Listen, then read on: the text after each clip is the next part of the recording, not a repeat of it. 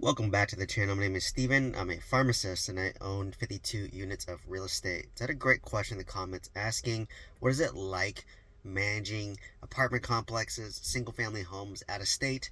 For those of you who are new, I'm based in California and I owned rentals in Oklahoma. I own a 26 unit apartment complex and a 20 unit apartment complex, and I own a single family home in Huntsville, Alabama. So I have a total of 47 units out of state between Oklahoma, Alabama, and I live in California. So, what is it? I know there's a lot of fear, there's a lot of anxiety, there's a lot of concern about investing out of state. And don't get me wrong, when I first started investing in real estate, I had the same belief as well. That's why my first few homes I bought were all in California. All I bought in California were house hack properties where I would buy like a 4 or 5 bedroom house, live in the master bedroom, and then rent out the other rooms. And then after like a year and a half to 2 years, I would then move out of that last house, rent out the whole house, and then buy another house hack that I would do. And I couldn't do it for duplexes, I couldn't do it for triplexes, I couldn't do it for fourplexes, because in where I live, there's not many options. Number one, number two is they're too expensive, right? Because there's not much inventory on the market. So I know some markets, which I'm very jealous of, you can buy a lot of fourplexes at reasonable prices, live in one unit, rent out the other 3 units, and still maintain your privacy. So my first like 3 or 4 homes were literally just house hacks in California. But eventually I hit the point where, you know what, like it's hard to like make cash flow on these properties, because in California, it's, given the purchase price of $800,000 to $1 million, and at the time I bought it, I had great interest rates of like less than 4%. But even back then, like it's hard to like buy the property, rent it out, low interest rates at lower interest rates, and then still like break even and have cash flow.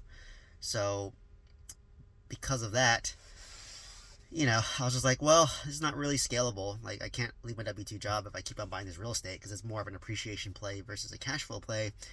Albeit I could, sell these properties, 1031 exchange it into a cash flow market.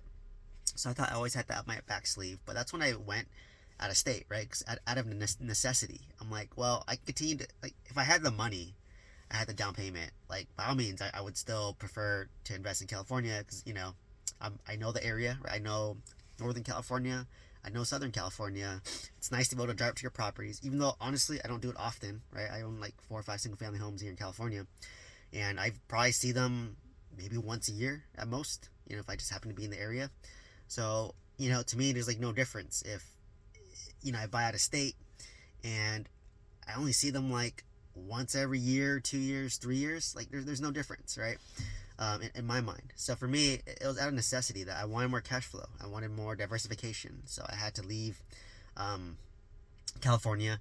And for me, the main reason was just cost, right? It was like very expensive in California to buy, and then the rent wasn't that high. So I can't leave my job if I'm breaking even on cash flow, or negative cash flow on real estate, right? So like that wasn't sustainable and scalable for me. So that's when I decided to go out of state. And the first property I bought out of state was in Huntsville, Alabama, and I never been to Alabama. Like I've literally never been there.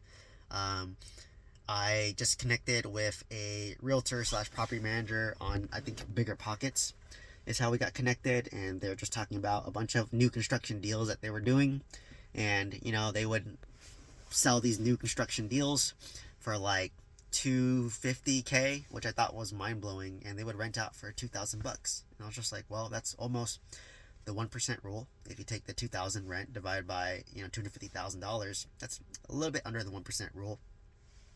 But I ran the numbers and I was like, well, if I put 20% down, at the time interest rates were like 3.5%, and you factor in property management of 10%, all the insurance, property tax, HOA, utilities, all this, like I was like, oh, I would actually cash flow like 600, $700 a month. But this isn't factoring vacancy and maintenance, but it's a new construction, so maintenance should be very minimal, right? No major stuff like roofs and HVAC.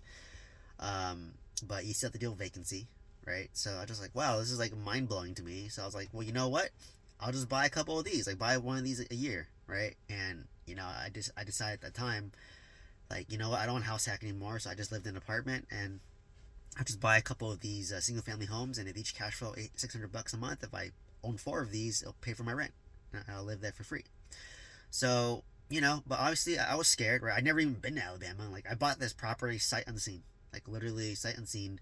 I remember I tried to Google Map it, and then I couldn't even see it because it was a new construction. But I really had to trust the property manager, my boots on the ground. Like I would talk to them and say, hey, like, what do you think the rents are going to be? Like, how's the area? Is the school good?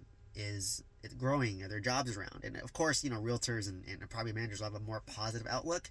So you have to do your own research, right? So I would look, okay, what jobs are in Huntsville, Alabama? I go to city-data.com, and you can see, okay, well, Huntsville has a growing population.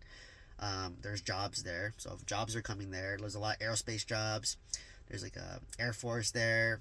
Um, a lot more tech jobs. So and people make good money. There's a lot of PhDs that go to Huntsville, Alabama. There's a military presence. It's affordable. I think it's a lower state tax area. It's a very affordable area at good school districts. The schools are like 9 out of 10s on Zillows, or like the worst one would be like a 7 out of 10. So I just like, what, this is like very attractive to families that want to make, if you make $100,000 in Huntsville, Alabama, that's pretty decent, right? Like you could afford a nice rent on a nice house, versus if you make $100,000 in California, it doesn't go as far, right? You're just renting an apartment. So I like the area, and I was concerned about overbuilding in that area because there's just so much land, and there's building, and there is a lot of building going on still there.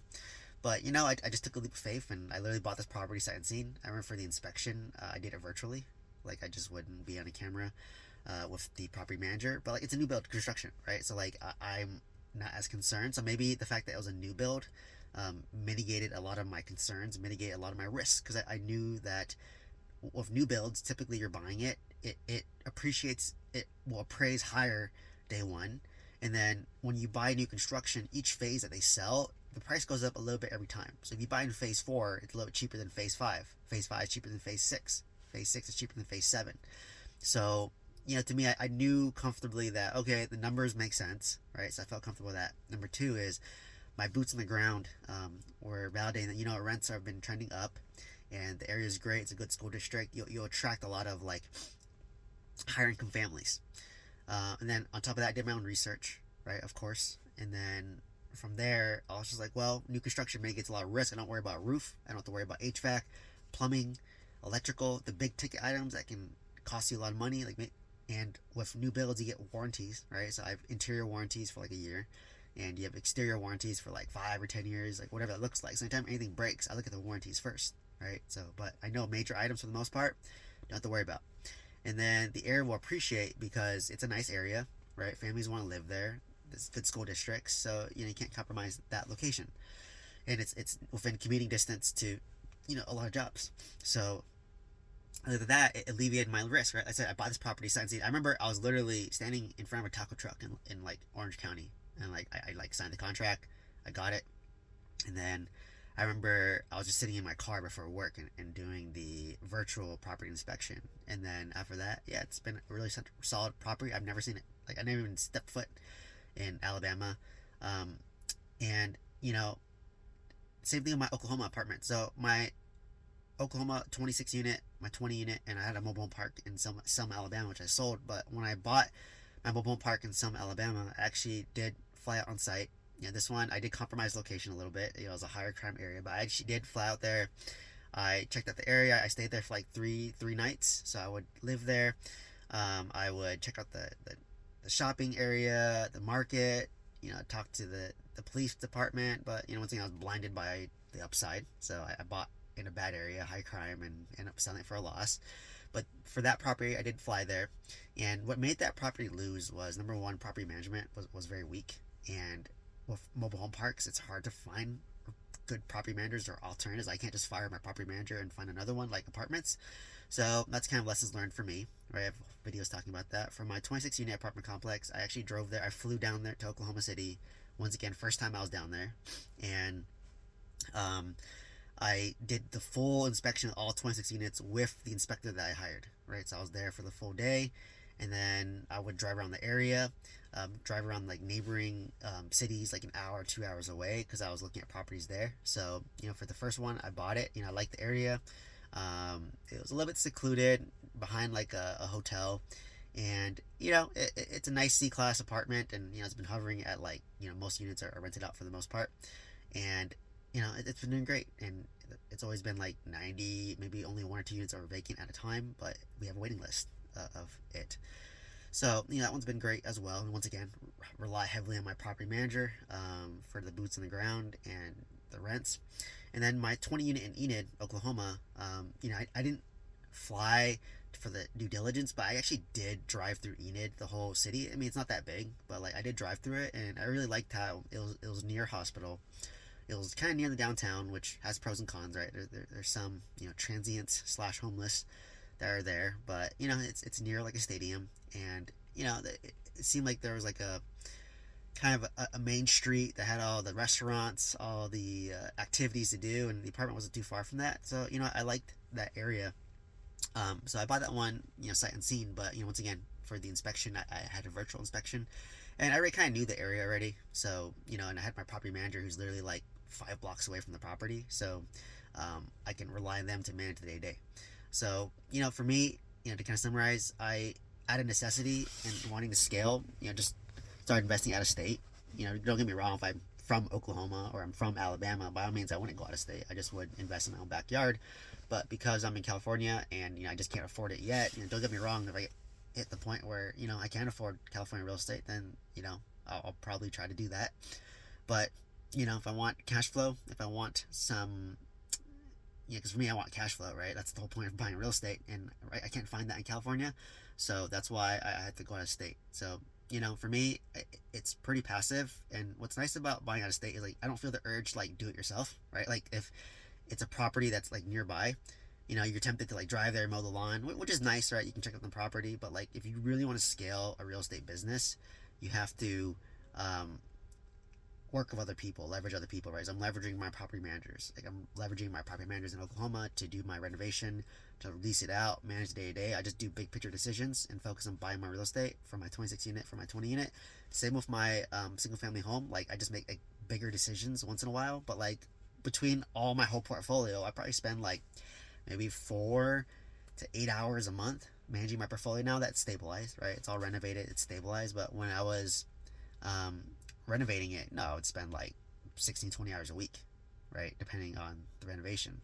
So to me, kind of the message is, if you live in an area where, it's more affordable and you can cash flow, by all means, buy in your backyard. Like you don't have to go out of state, right? But if you live in a high cost of living area like me, and you want some cash flow to complement my appreciation, like I said, I could 1031 exchange one of my single family homes here and go buy an apartment in Oklahoma, or single family homes in Alabama, and they would cash flow a little better, right? And I can increase my gross rents, but I'm gonna lose out on a little appreciation, right? So um, for those who are in high cost of living, you have to make a decision, like, do I want more appreciation, or do I want some cash flow? And for me, I can't scale negative cash flow, so out of necessity I had to go out of state. So I know it's scary, but like you said, you have to do what you can and ultimately take a leap. And like for me, ultimately, I like big picture.